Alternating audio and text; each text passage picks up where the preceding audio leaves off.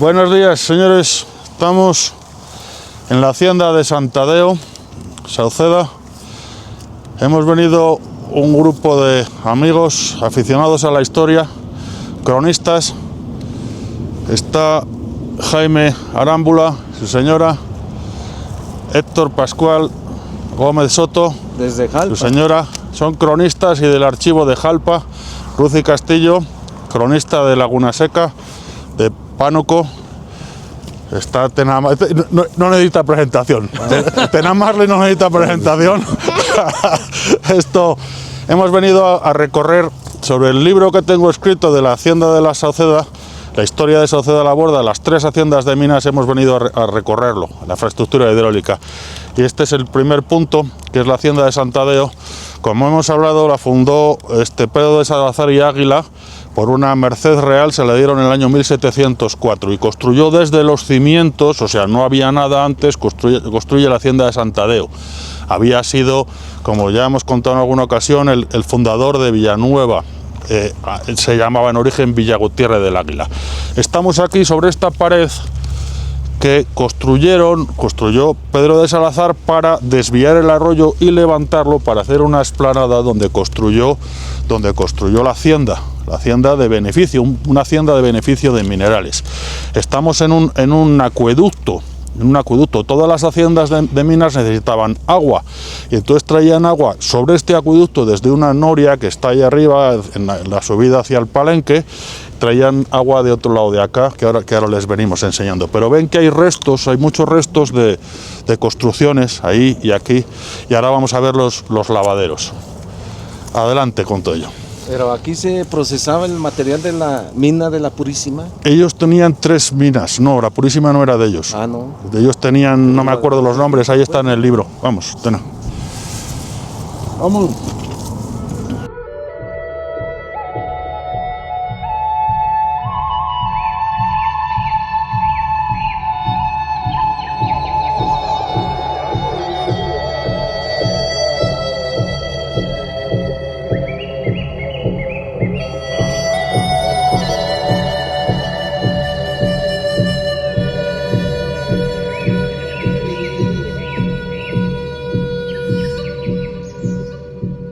Bueno, aquí estaban los lavaderos.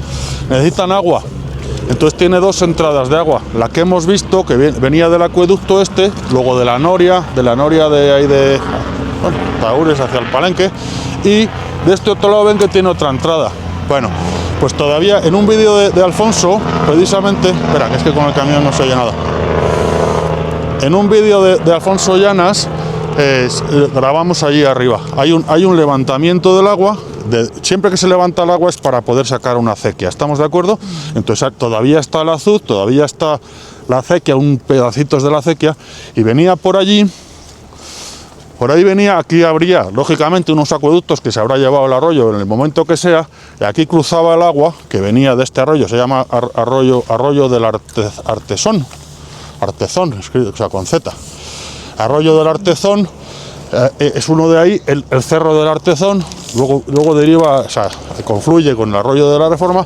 Vale, entonces traían el agua para los lavaderos, que son todo esto que ven. Y ahí abajo, o sea, se ven, ya quedan puras ruinas, claro, pero van a haber muchas cosas. Esto es lo que está. Entonces esto lo llenaban de piedras, Federico. Claro, del mineral y el agua, y luego echaban, o sea, una vez molido, no, el azogue se echa cuando se, bueno, no sé exactamente, pero sí, o sea, yo lo que he visto, primero se muele todo y una vez molido se echa la salmuera, se echa el azogue y se echa el magistral. Pero aquí echaban la piedra para ablandarla. Para lavarla. Tenían que lavar. La tierra. Entiendo, el mineral se lava varias veces. No es una sola vez, se lava el primero y luego ya una vez molido se vuelve a lavar y... minero no soy, pero se puede decir que esta era la primera parte del proceso.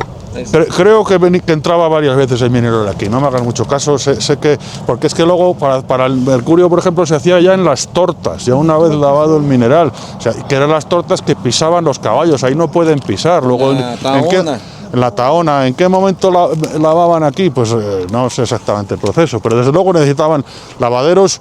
Hay lavaderos también por los montes, por todos lados hay lavaderos. Entonces, y estos son mucho más grandes. Hay lavaderos en el mero cerro, en la serranía, hay varios lavaderos de mineral. Venga, que vemos esto y vamos y seguimos, porque ya digo que vamos a ver muchas pequeñas cosas.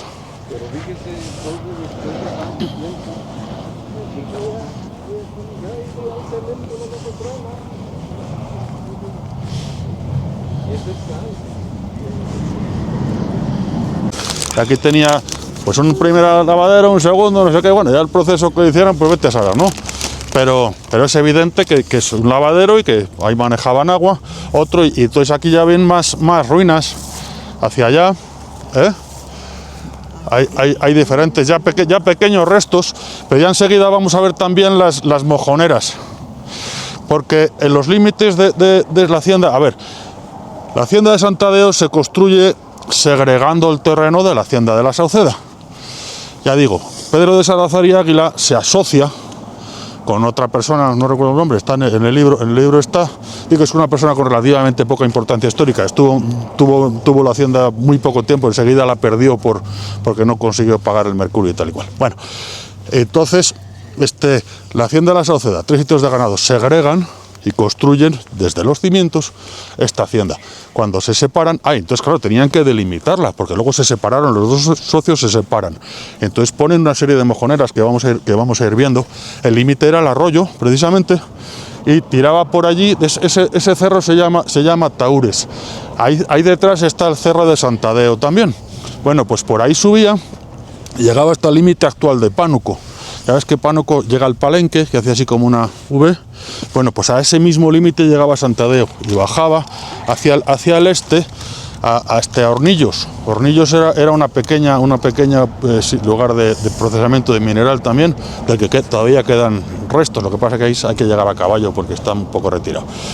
Bueno, el límite, ya digo, era el arroyo. Bueno, tenía una tira para agarrar todo eso que les digo del agua, del azud de allá y todo aquello.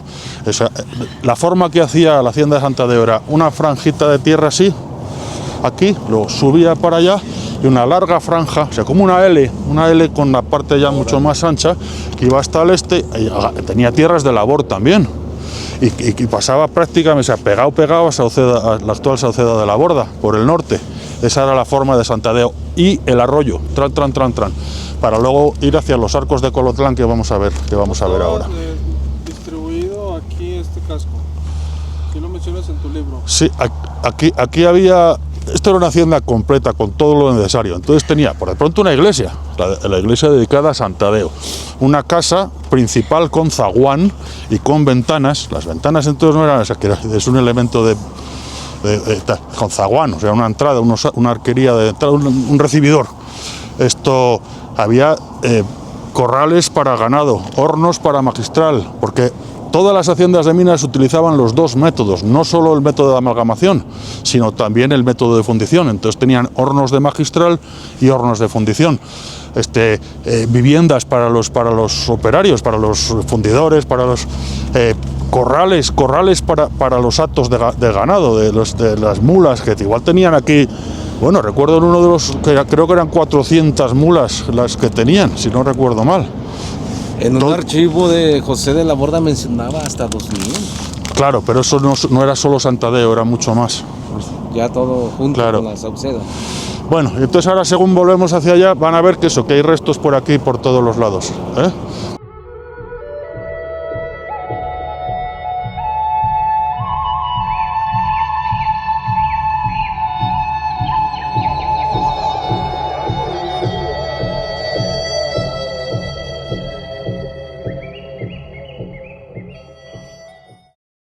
Venimos a ver, entre otras cosas, la infraestructura hidráulica de la hacienda de la Sauceda. Vale. ¿Qué hicieron para tener agua en el semidesierto? A las puertas del semidesierto, construyeron una inmensa. Necesitaban agua, todas las haciendas de minas necesitaban agua. Pero acabamos de recorrer Santadeo y han visto que no es tanta la infraestructura hidráulica. Hombre, hicieron un azud con una acequia, hicieron una noria, 3 pozos, la pared de calicanto que separaba el arroyo de donde hemos estado, acueducto, una infraestructura relativamente pequeña. La infraestructura de la hacienda de Sauceda es inmensa. Inmensa, ¿por qué? Porque no solo utilizaban el agua para beneficiar el mineral, sino también para regar tierras de labor. No era común en la época, pero sucede en un caso en Pánuco, que es Arzola, en la hacienda de Arzola, que había sido propiedad de Ibarra, sí, bueno, no, Agustín de Zabala se la compra a Diego. O sea, los fundadores de Pánuco, que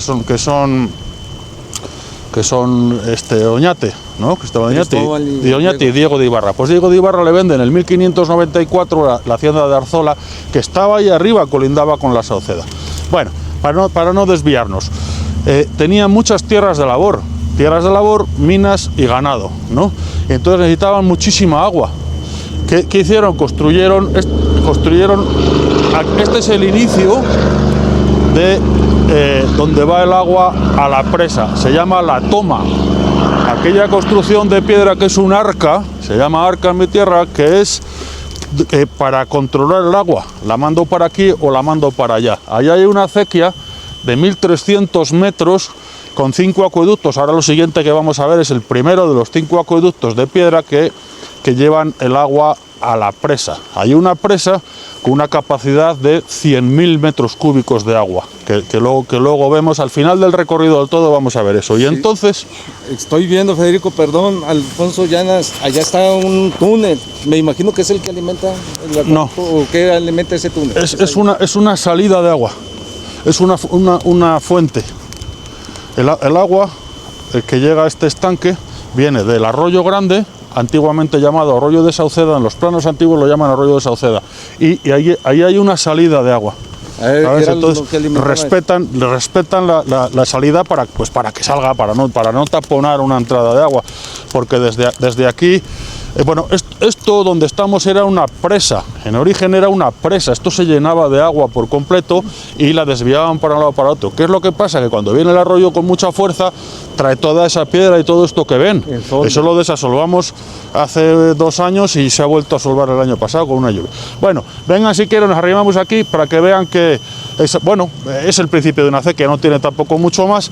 Ahora ya modernamente, en la actualidad, hemos instalado la Secampo, con apoyo de la Secampo, una bomba solar, que está mandando agua a la presa. Luego lo verán. La presa hoy en día está casi llena de agua gracias a esto. Tenemos un sistema de compuertas para cuando viene agua suficiente para cebar, para que llegue a la presa por la acequia.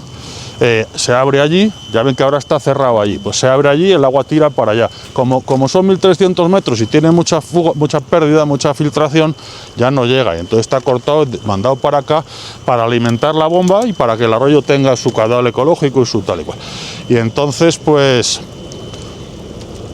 ¿Tiene poco que hicieron esto? Este año, también la Secampo, con apoyo de la Secampo. De este año, está nuevecito, pues. Sí, esa obra es de este año, sí. Aquí esta parte se ha estado llenando con piedras y todo lo que llega de la solve, del arroyo. Entonces no hay modo de descubrir almacenar. Fíjate que almacenamiento ya no interesaría tanto. No. El año pasado, hace 2 años, lo desasolvamos. ¿Ves la altura donde está Alfonso? La altura de ese árbol, esa era la altura de la tierra. Ajá. Sacamos 280 volteos de tierra de aquí. ¿Y con qué intención? Cuando el arroyo viene con fuerza, trae mucha piedra y mucho todo, entonces lo ensanchamos al desasolvar. En realidad desasolvamos algo que está solvado por el arroyo, no excavamos, desasolvamos, ¿eh?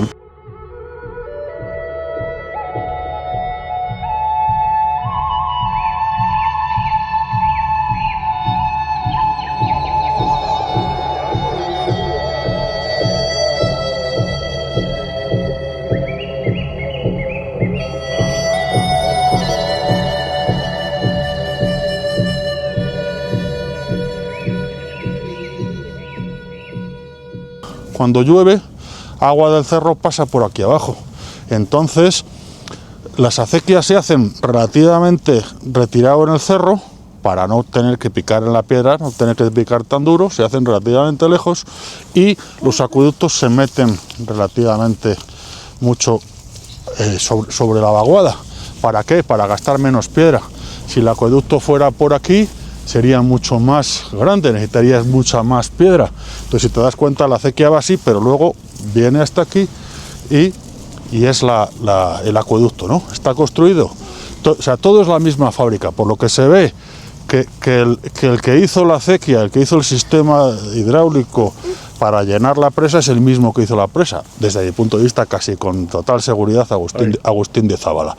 Es piedra azul, piedra, sí, por ahí pasa el agua, por ahí arriba, si estuviera corriendo, ahora está la tubería, va por allí.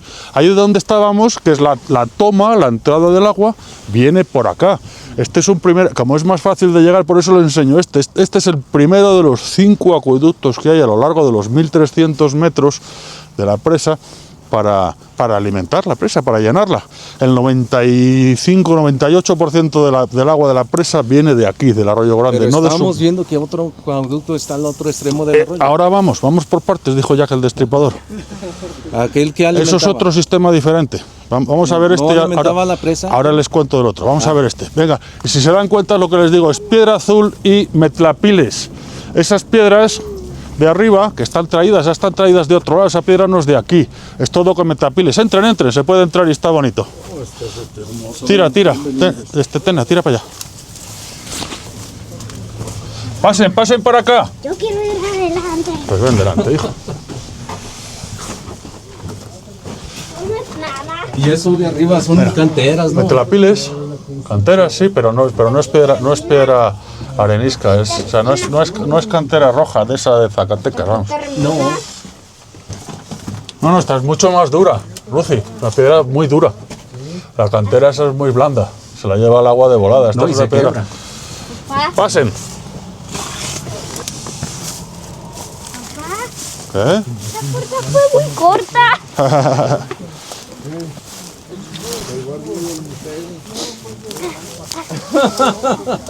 Bueno, si se dan cuenta lo que les digo, el acueducto va por ahí arriba, ahora lo vamos a ver. Bueno, todo esto estaba completamente asolvado, llegaba la tierra por aquí, todo esto lo hemos limpiado y tal y cual.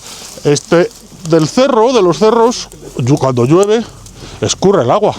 No puedes permitir que entre a la acequia porque te la tapa, ¿no? Y entonces los acueductos, bueno, todo, insisto, piedra azul, metlapiles y con un ojo de buey, con una salida para el agua, porque cuando llueve fuerte, pues esto corre un montón de agua para allá, que no afecta a la acequia. Vengan por aquí, no está tan fácil de subir, pero tampoco tan difícil. Ven, Millán.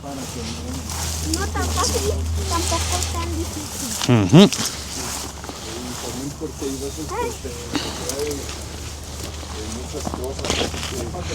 Venga, vamos para arriba, que está bonito aquí.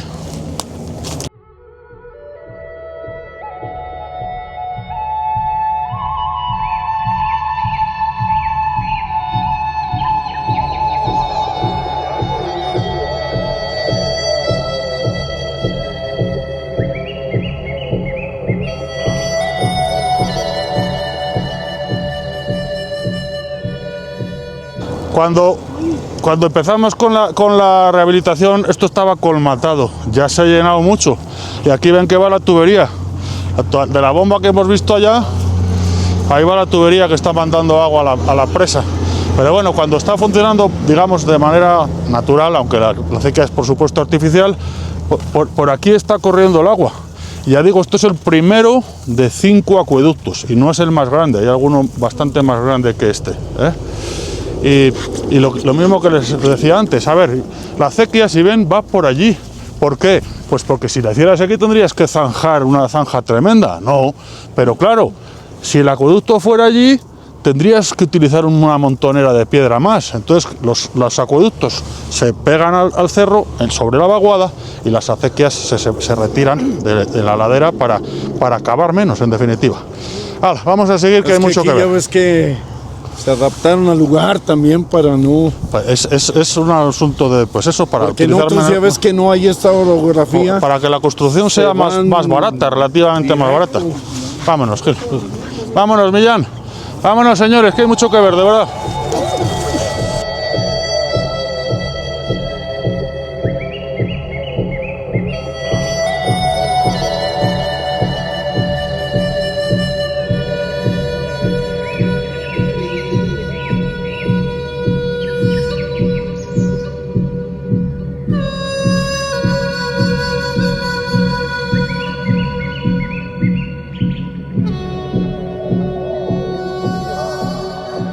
Bueno, muchos años después, en el 1812, una empresa minera que se llamó Negociación de Minas de Betagrande, que explotó minas y haciendas aquí en Betagrande y Pánuco desde el año 1700, no recuerdo exactamente, lean mi libro y ahí pone las fechas, de 1789 de ese orden hasta 1940 y mucho, 50 y algo, ¿eh? Y entonces, bueno, de hecho entre medias lo tuvo una empresa inglesa rentada y tal y cual.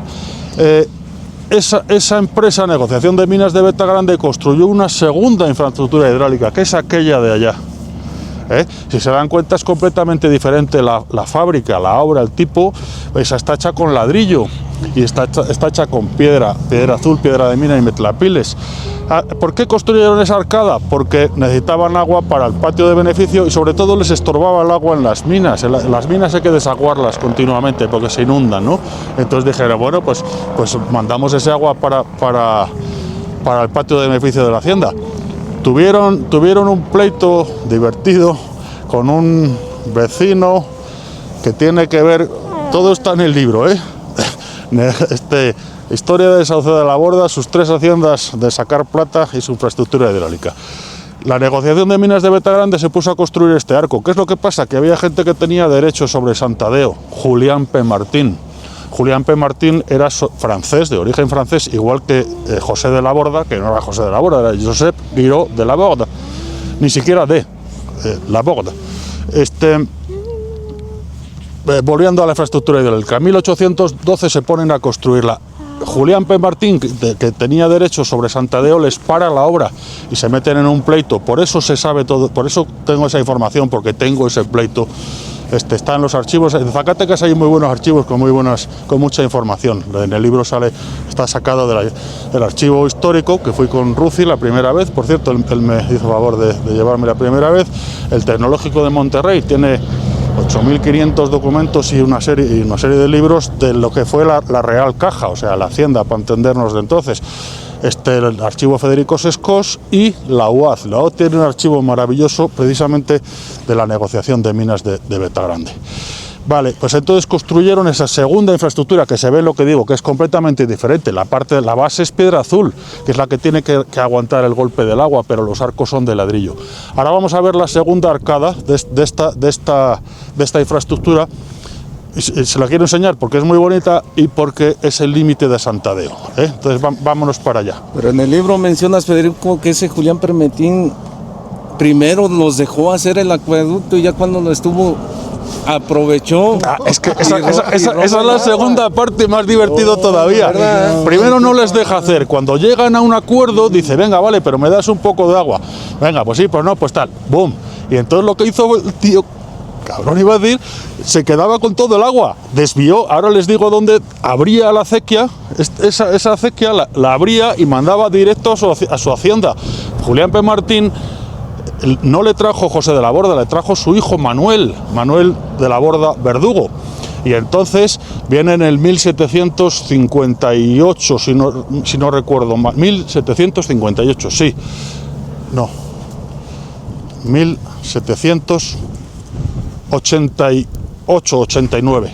Manuel de la Borda muere en el 90, y entonces en el 91 él se construye su propia hacienda. Es la segunda. Hemos estado en Santadeo. Bueno, vamos a ver la hacienda de la Sauceda. Hemos estado en Santadeo, la tercera hacienda, por lo que el libro se llama sus 3 haciendas de sacar plata, que era el nombre que utilizaban entonces ellos. Se la construye en los terrenos de su primo. En los terrenos de su primo Manuel de la Borda Verdugo, por su santa jeta, se construye una hacienda. y tiene Porque llega como administrador. ¿O Sí, qué? sí, le traen de Francia, el origen francés Como también, le trae administrador de como la administrador, pero de la muy al Santiago. final de la vida de Manuel, que estaba bastante enfermo, por cierto. Aprovecha y hace su Entonces, hacienda. una vez que se muere su primo, dice, ¿sabes qué? De aquí soy. Se asocia con un dueño de Santadeo, Bernardo Iriarte, de Iriarte, que era diputado de Minas, un tío muy importante y no sé qué. Se asocia con él, le renta la mitad de Santadeo y adquiere derechos. Funda su propia hacienda, insisto, en las tierras de su primo y sin permiso de nada, y se pone a beneficiar el mineral de Santadeo y también de otras, ¿Pero cuál de otras funda? minas. La de Santiago. Guadalupe, la que vamos a ver, Esa es la que quiero siguiente. ver, sí. Vámonos.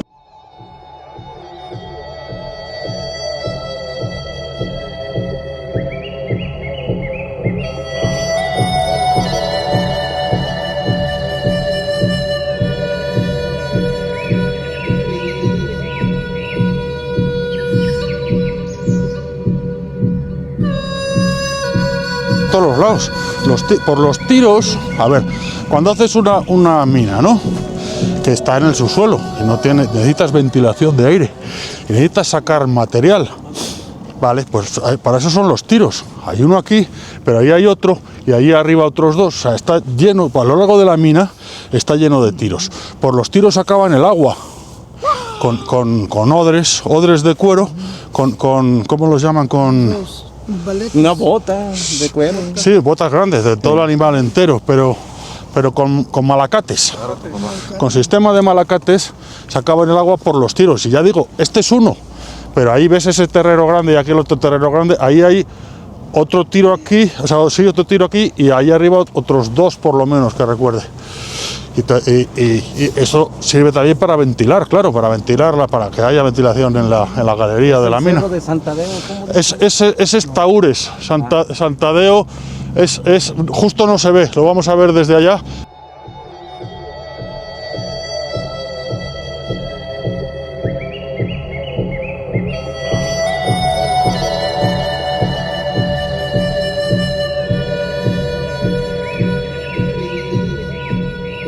Este acueducto que ven es la continuación de la otra arcada que hemos visto allá. Hay dos infraestructuras hidráulicas en la hacienda de la Sauceda. Una es la que lleva el agua a la presa, que es la de piedra, que hemos visto la toma y hemos visto un acueducto, y otra es la que hizo la empresa Negociación de Minas de Betagrande, año 1812. Construye este acueducto para llevar el agua que sacaban de las minas, que desaguaban de las minas, la llevaban a un tanque, se llama tanque de Colotlán, que está ahí en Sauceda, y de ahí al patio de beneficio, directamente al patio de beneficio de la hacienda. Este es con el que tuvieron problemas con Julián P. Martín. Ahora enseguida vamos a llegar a la hacienda de Guadalupe. P. Martín, que era un pillo, lo que hizo fue abrir esta acequia. Una vez que negoció con los de Negociación de Minas de Betagrande para permitir que siguieran construyendo este acueducto con su acequia, esta infraestructura hidráulica, lo que hizo fue abrirla en un punto que luego les enseño para mandar el agua a su hacienda. Se ve claramente que es el mismo tipo de fábrica, o sea, la fábrica de aquella infraestructura, la que va a la presa, es piedra azul, o sea, piedra de mina y metlapil. Esta es piedra azul, la base también, efectivamente, pero las arcadas son de ladrillo. Por aquí se ve claramente, bueno, aquí ya está un poco desdibujada la acequia, pero ahí doblaba, venía por allí, pasaba por ahí. Cuando hemos pasado por el camino, hemos pasado sobre la acequia. Hace unos años había unas piedras, unas losas de piedra que marcaban dónde estaba, pero ya desaparecieron. Bueno, pues por aquí iba, aquí doblaba, claro, esto era mucho más alto. Pues imagínense que la acequia, pues no, ¿a qué altura llegaba? No lo sé, que a esta, por decir una, vamos. Y entonces todo era mucho más alto, ahí quebraba el agua, claro, daba un quiebre y seguía por este acueducto de aquí, esta acequia, claro, acueducto es este, por la acequia hasta Sauceda. ¿Qué dijo? Entonces esto tenía una tipo pader de 1 metro, digamos. La que fuera, Ruth, y la que necesitaran, no sé el caudal que tenía, pues cuanto más caudal, más sí, como es muy pared más montaña, alta. Claro. Es agua de las minas. agua de desagüe de las minas. Y esa mojonera es de Santadeo. Porque aquel cerro de ahí enfrente, Héctor, ese es Santadeo, cerro de Santadeo. Entonces el límite, aquí se paraba, de aquí para allá Santadeo, de aquí para allá la Sauceda. Y ahí hasta el arroyo, hasta la hacienda, o sea, donde estaba el casco de la hacienda que hemos estado al principio del todo, y la franja que iba para allá. Entonces esto para delimitar, porque separaron de los tres sitios de ganado de la hacienda de la Sauceda, lo partieron en dos. 5.266 hectáreas, pues ya quedó la mitad para Santadeo, la mitad para la Sauceda.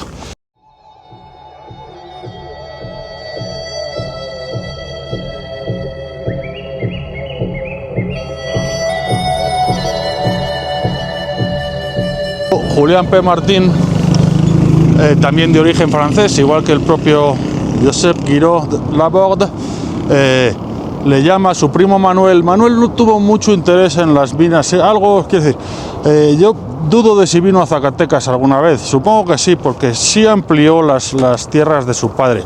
Su padre tenía la hacienda de la Sauceda, tenía 5 señores, trabajó la Quebradilla, por ejemplo, lo intentó al principio y luego ya una vez que consiguió generar muchísima riqueza en esta hacienda, con estas minas, volvió a poner en marcha Quebradilla, beneficiaba al mineral en 5 señores, la hacienda de 5 señores. Allá en Zacatecas, la conocen, ¿no? Donde está el campo de béisbol y tal. Bueno, Julián P. Martín, o sea, su hijo, Manuel de la Borda, amplía las tierras de su padre, intenta en subasta comprar varias haciendas y al final compra precisamente la hacienda de Malpaso, que también fuera del conde de Santa Rosa, nacido en Pánuco, 1650, no lo dice, bueno, es igual, no me acuerdo, creo que fue en 1657 cuando nace, lo dijo la maestra Socorrito el otro día. Es igual, el conde de Santa Rosa, nacido descendiente de los fundadores, por las dos líneas, tanto de Temiño de Bañuelos como de Oñate. Bueno, a lo que vamos. Julián P. Martín viene, le pide su primo Manuel de la Borda Verdugo, le pide que venga a hacerse cargo de la hacienda de la Sauceda. En el año 87, 88, por ahí, de ese orden. No estuvo mucho tiempo, estuvo como 3 años y se muere, su primo Manuel se muere, que creo, en el libro viene, creo que muere en el 90, ya no recuerdo si 91, estoy casi seguro que en el 90. Entonces se construye su propia hacienda, y aquí le llaman en Sauceda la Haciendita, o Guadalupe, y es aquella de ahí, aquella pared que se ve de piedra, esa es la Haciendita, la construye P. Martín en el 1791-92. Lo que hablábamos de la acequia que hizo que hacía este tramposo, él tenía una noria, ahí existe todavía, allá no, bueno, había que llegar, pero había una noria y pasa por ahí la acequia. Hemos visto el primer acueducto de ladrillo y el segundo acueducto de ladrillo, iba la acequia a un tanque que hay ahí arriba que se llama el tanque de Colotlán. Y entonces, claro, pasaba por aquí. Y P. Martín tenía una noria ahí, y por aquí, lógicamente, había una acequia, un conducto, lo que sea, para llevar agua a su hacienda de beneficio. ¿Qué hacía? Abría la acequia, que era de la negociación de minas de Betagrande, y les robaba el agua, se quedaba con el agua. Y entonces le demandaron. Entonces, o sea, primero no permitía que se construyeran los acueductos. Una vez que ya, después de un pleito judicial y de un acuerdo con la empresa Negociación de Minas de Betagrande, que por cierto tiene mucho interés porque es la primera empresa que se funda como empresa. Siempre habían sido mineros individuales. Un minero ponía en explotación una mina, triunfaba o se arruinaba o tal. Eso es una empresa moderna, un grupo de accionistas. De hecho eran 40 acciones de 10.000 pesos cada una, 400.000 pesos para poner en marcha. Explotaban diferentes minas, a lo largo del tiempo va cambiando. En el libro pongo varios inventarios y cosas tal, que sale el listado de minas y el listado de haciendas. Beneficiaban en la hacienda de la Sauceda, beneficiaban en el Buen Suceso, beneficiaban en Santa Rosa y otros, y va cambiando. Y luego al final... En esa negociación, perdón, Federico, uno de los accionistas eran los Fagoaga. La familia Fagoaga son los... Ahora te lo digo, ahora que hablo yo te lo doy. Sí, bueno. Estamos bien mensos los dos. Bueno, yo más. Esto... La familia Fagua, la empresa de minas, negociación de minas de Betagrande, efectivamente, uno de los accionistas mayoritarios es la familia Fagoaga. Ellos eran mezquite, ¿no? Eran Pozo Hondo. y tenían minas en Sombrerete también. Es el marqués del Apartado. El Apartado era donde apartaban, efectivamente, el beneficio de plata siempre sale una parte de una pequeña cantidad de oro. Hay minas de oro que tienen más cantidad, pero aquí, por ejemplo, salía un pequeño porcentaje, pon que un 3%, por decir una cifra, ¿eh? Entonces, el Apartado era precisamente donde se separaba la plata del oro. Un Fagoaga, no me acuerdo, es que es una familia muy extensa. Muy rica. Era el marqués del Apartado, y un hermano suyo son de los socios principales. También estaba, van cambiando, también estaba Basoco. Y van cambiando algunos. Cuando la negociación de minas de Betagrande se disuelve, es un Fagoaga el que se queda. Mariano José de Fagoaga es el que se queda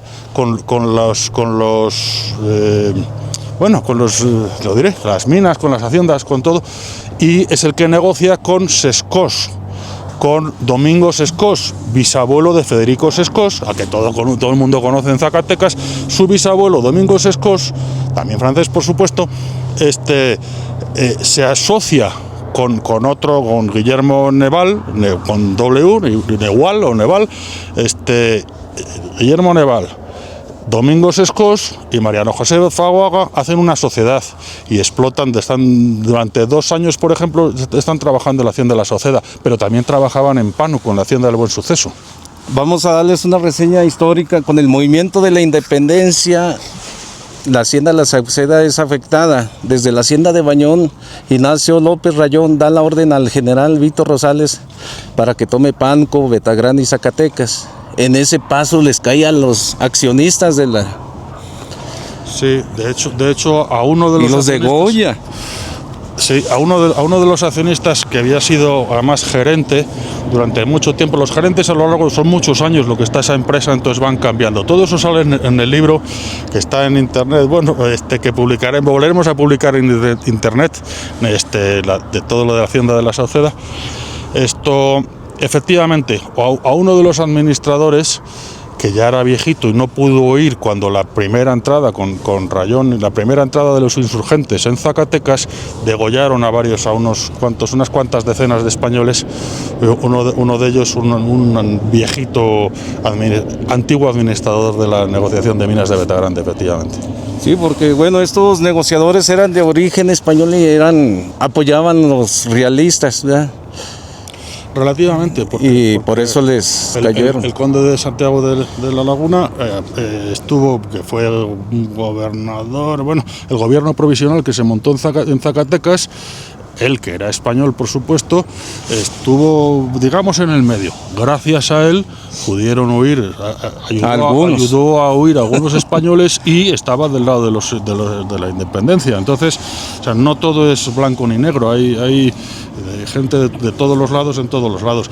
La mayor parte de los indígenas, por cierto, eran realistas, dicho sea de paso. Ese conde los ayudó Ponte el micrófono. Los ayudó a escaparse, y ahí en Jalpa los atraparon otra vez. Y otra vez van para Zacatecas, hasta que por fin pudieron llegar a Guadalajara. El conde ese que dice usted, el conde de Santiago de la Laguna. Es el de Bernardez, el que construye la iglesia que está arriba en la Bufa, de la Virgen del Patrocinio, efectivamente, porque la patrocinadora de Zacatecas, de viene el nombre. Pues este personaje es. Vamos a seguir porque tenemos que ver más cosas. Venga.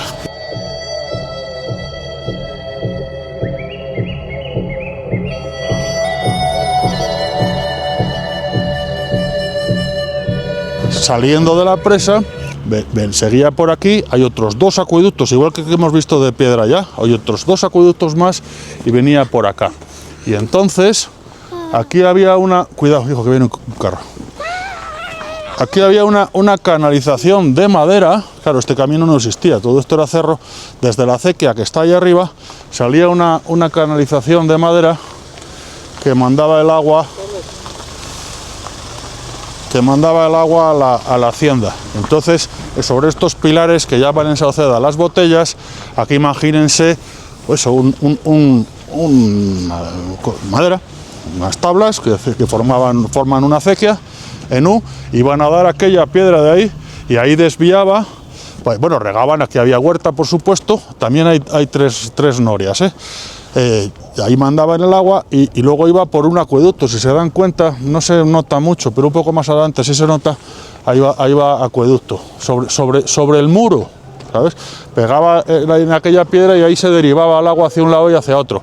Vengan para acá, miren.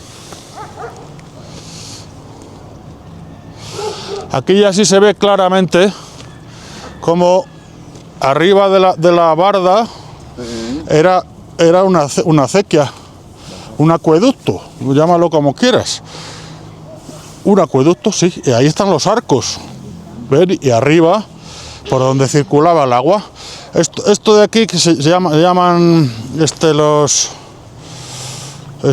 caimanes, es porque el agua que viene de aquellos cerros de allá, que esa es por cierto es donde está la vereda hacia Pánuco, de San Vicente, de la parte de San Vicente que es allá, el arroyo ese pasa por aquí abajo. Si se dan cuenta, es la misma construcción, Metlapiles, ¿ves?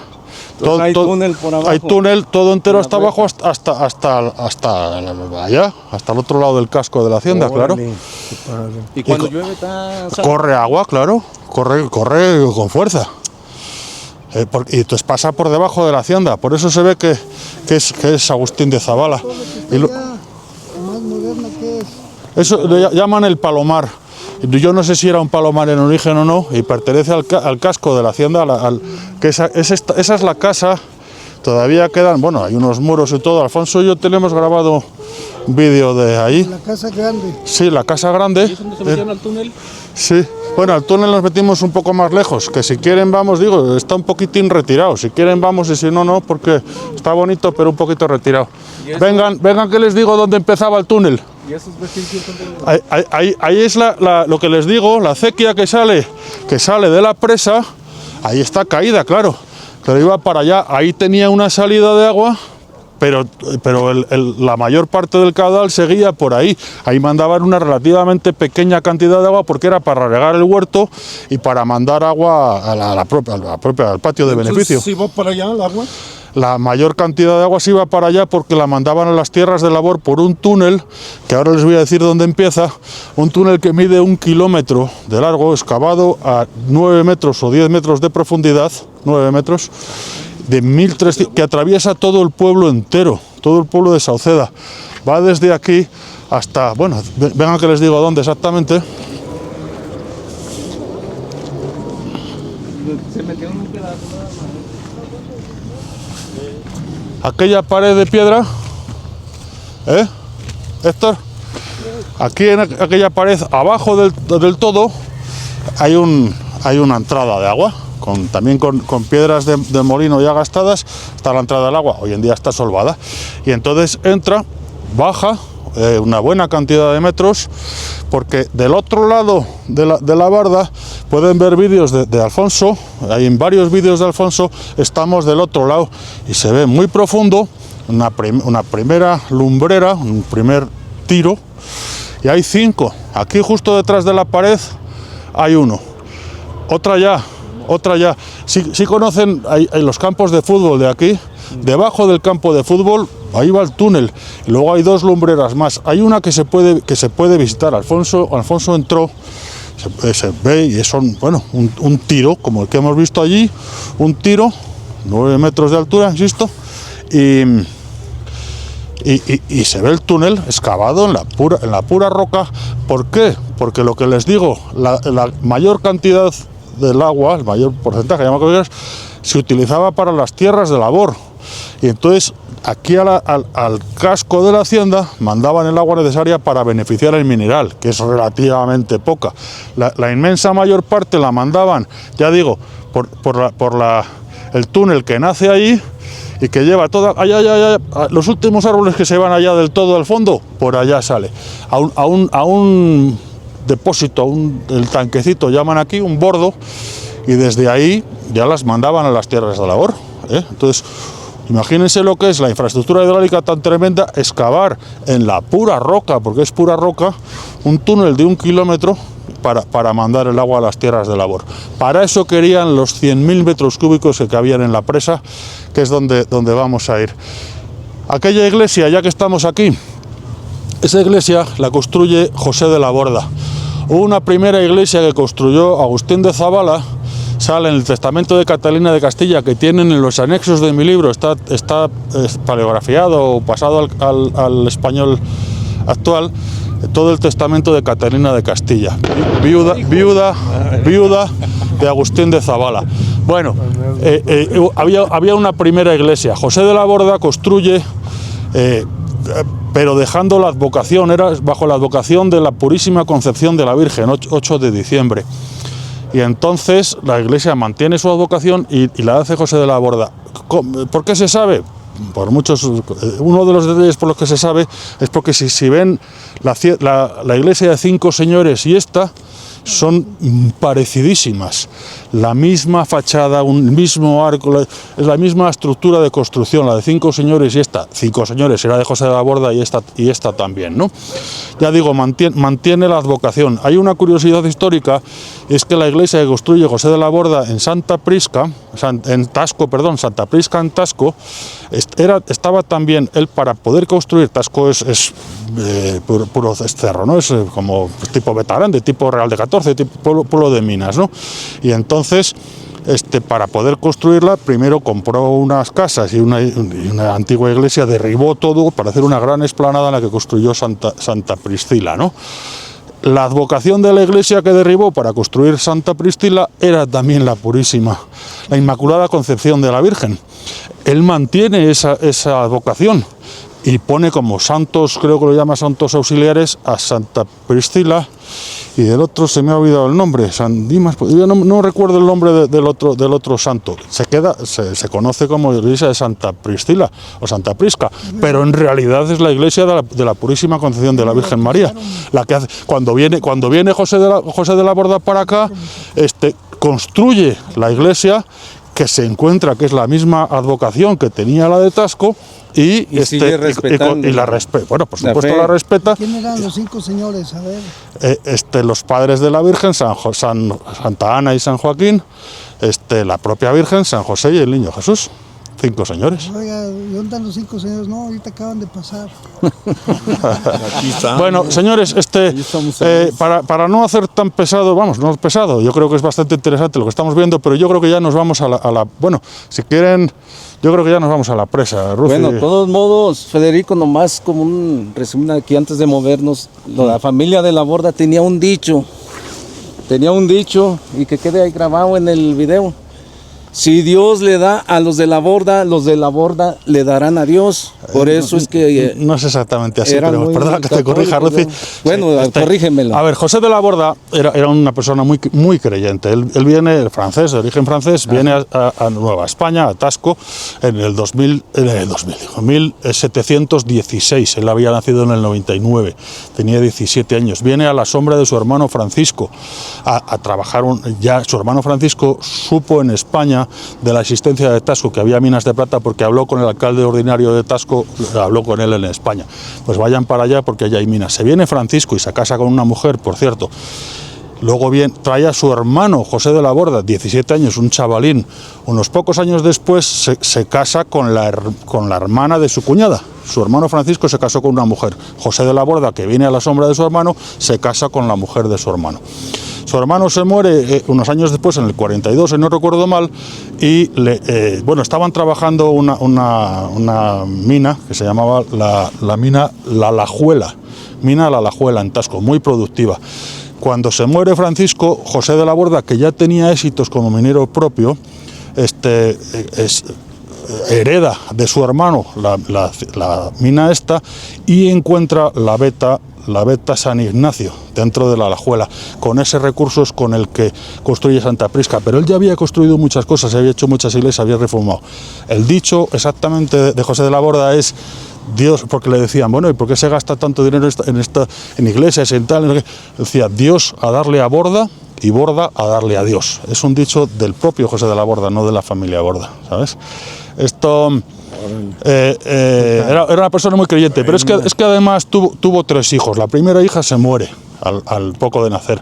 La segunda hija que sí vive, pero como que no se sabe mucho de ella en la vida, hay versiones que dicen que se murió, y el tercer hijo, Manuel, cuando nace su tercer hijo se muere su mujer en el parto del tercer hijo. Entonces él, que era una persona profundamente creyente, todavía se abstrae más en trabajar. Él no tenía preparación como minero, en realidad aprende con su hermano, con no sé qué tal, pero siendo el propietario, siendo una persona, él bajaba con los barreteros a la mina, bajaba con los barreteros a la profundidad de las minas, él iba a los patios de beneficio de las haciendas, se interesaba por todo. Él es el que no digo que invente, pero el que extiende y utiliza más el método de malacates para sacar el agua. El problema de las minas en general es que se inundan. Son túneles debajo de las montañas y se inundan. ¿Qué hacía? Pues a ver, para prospectar, para buscar, encontrar una mina, tienes que invertir muchísimo dinero. Él, minas que estaban en funcionamiento pero anegadas, las desaguaba. Hacía tiros, o ya existían, o los hacía, ponía malacates y malacates y malacates. En Quebradilla pusieron 16 malacates, por ejemplo, para extraer el agua. ¿Cómo se extraía? Con odres de cuero de una vaca entera, hecho como si fuera una bota, todo entero el odre, y malacates, y venga, y animales, y venga, sacando agua. Por eso los de la negociación de minas de Betagrande tenían tanto agua y construyeron esa infraestructura que hemos visto antes, ¿sabes? En vez de gastar dinero en prospección, José de la Borda se gasta el dinero en poner en marcha tal. Vale, pero insisto, él ya tenía éxitos propios como minero, y entonces ya estaba trabajando. Luego, cuando hereda la mina de su hermano, en el 1742 muere su hermano Francisco, y entonces esto es cuando encuentra la veta con la cual construye la iglesia de Santa Prisca, veta San Ignacio, en la mina La Alajuela. Vale, cuando se agota esa mina, bueno, él seguía trabajando en otras minas y tal y cual, cuando se agota esa veta, quiebra, por completo quiebra, y es cuando viene a Zacatecas.